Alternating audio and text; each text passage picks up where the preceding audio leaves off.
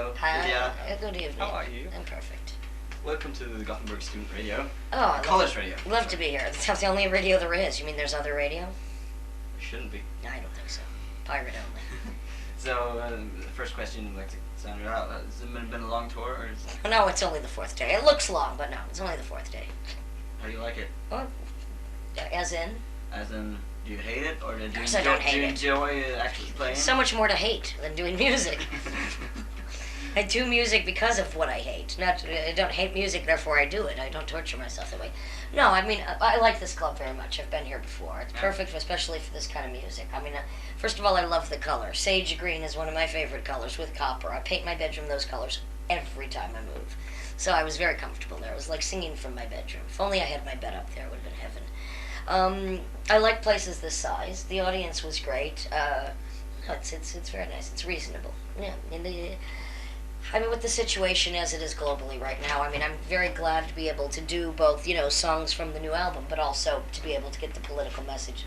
Yeah, so I mean, to me, it's a perfect time to be on tour because, I knew what was going to happen on November 2nd. It's all very obvious to me. It was obvious the last time, too. It's very important for me to be, of course I'm speaking to the same frickin' people I do every time. The audience never grows by even one person, which is fine by me. Who's ever there is there for the purpose, obviously, part of that being to hear what I have to say. Those are the people I want to talk to. And so, it's an important time to be on tour. Otherwise I'd be blowing TVs up with bullets I can't afford to waste. So what do you think of the audience? Like, is this the kind of audience you usually get? Or? But, how do you judge the audience? I thought the audience was perfectly fine. Yeah. Yeah, of course. There's always the gaggle of, attractive lesbian witches, which I'm very happy of. There's always, the audience was fantastic tonight, You get the cute young boys, you get the computer experts, you get the disenfranchised of every variety. Perfect. And it's the right amount. I mean, that's the perfect size crowd for me. I love it. So what was the last time you were here? At this place? I think then, excuse me, but I think it was 2 years ago. Was that the spoken word kind of thing, or was it? No, I think that was just Terry Edwards and myself. So it might have been just the the previous incantation of kind of what led to this. I think. I can't remember what I did 2 years ago. Please. The Genius X player. There he is. Well, what about this guy? How did he land on this planet? Well, Terry Edwards recommended him. Yeah. And I didn't meet him before the first gig. Actually, I met him once for a rehearsal, and I said, "That's it, you're in." I'd heard some of his solo recordings or his recordings with other musicians, and it was coming from a very different place. But I thought that the energy could definitely connect with what we were doing here. So very happy with it. What kind of? He doesn't even want to get on camera, much less on tape. So what was the sound? Why don't you describe what you were doing before you Yeah. came into this organization? Introduce yourself. Step up to the mic. Okay, yeah. It's college radio. You can be loose. Right. You can even have another drink. Well, That's he right. only does. He's got one in each hand. See, he's right at home. Just like a college kid. Shit. I'll try not to swear. Okay, I'm Trux Bonga from South Africa, but I live in London, and I play alto saxophone, mainly South African jazz and improvised music.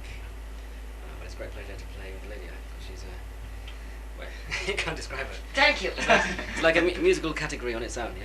Holding his tongue Got on that jazz, you got improv, and you got Lydia. one. And only the twain meet when I have a saxophone player on stage. That's very interesting to me to work with, because I've worked with so many people that came from a similar musical background, but it's very interesting to work with someone that comes from a very different background. First of all, South Africa. Second of all, improvised jazz music. And he didn't know at all who I was before he came into this. He was recommended by Terry Edwards. I sent him some stuff. He sent me some stuff. I'm like, I really dug what he did because it was everything from like Miles Davis to Albert Ayler. And that's what this set calls for. But he had no clue, and I don't know if he still has a clue who I am or what I do, which I like, because he's learning every night. So it's very interesting. Yeah. It's like.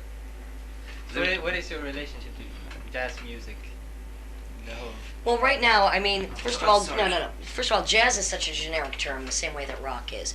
I mean, but I don't feel any relationship to rock or alternative music at all. I mean, I always felt I functioned within my own ghetto. The Lydian mode is my method, and even though I've worked with a variety of people, I never felt as if I was connected to any of those genres, even though people like to say, oh, no wave, oh, birthday party, or oh, Henry Rollins, Sonic Youth, whatever. You can drop the names until you drop your tongue out of your mouth and trip over it.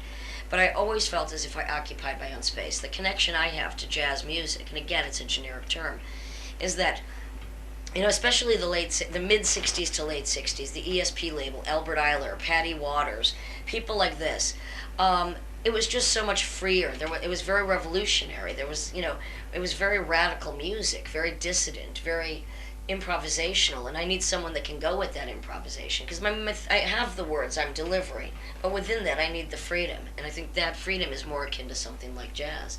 Working with someone like Nels Cline, who's not a jazz player, the guitar player, who's played with everyone from Mike Watt and Banyan to Thurston Moore to Charlie Hayden. He's on the new album, and I've done some shows with him recently.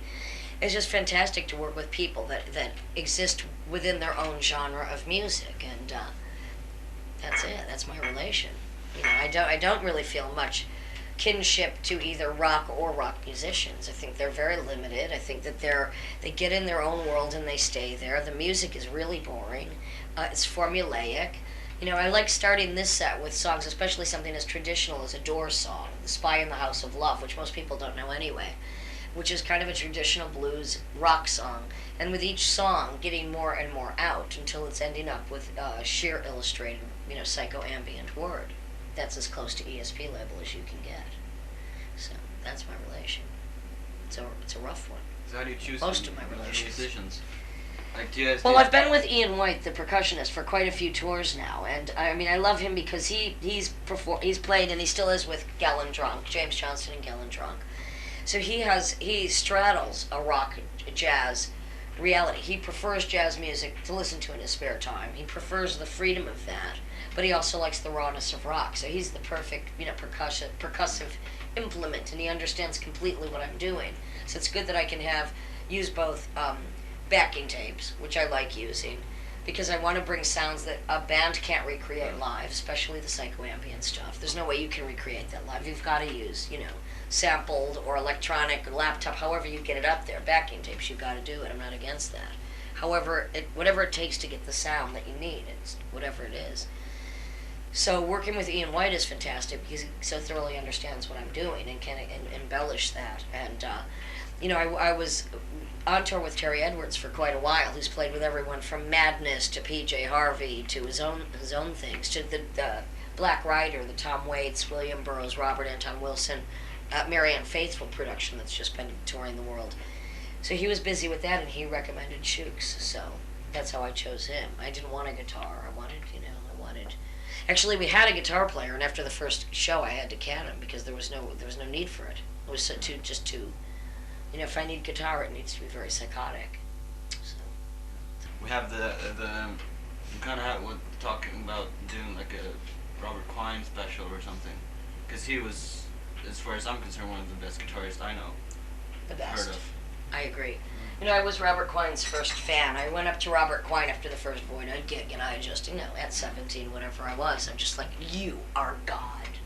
And because I was the first, because I popped his cherry with my fandom, he then took a shining to me, whereas most every other person in that scene, Richard Hell especially, David Byrne, they were terrified of me.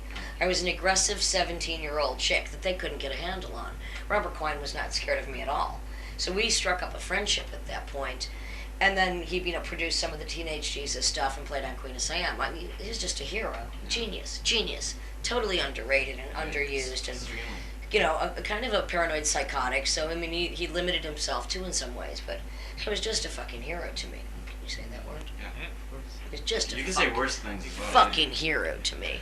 And, and I love the guitar when used in the hands of someone like Robert Quine or Roland S. Howard. Those are two guitar players. I just think that's it. That's it. Yeah. That's all you need.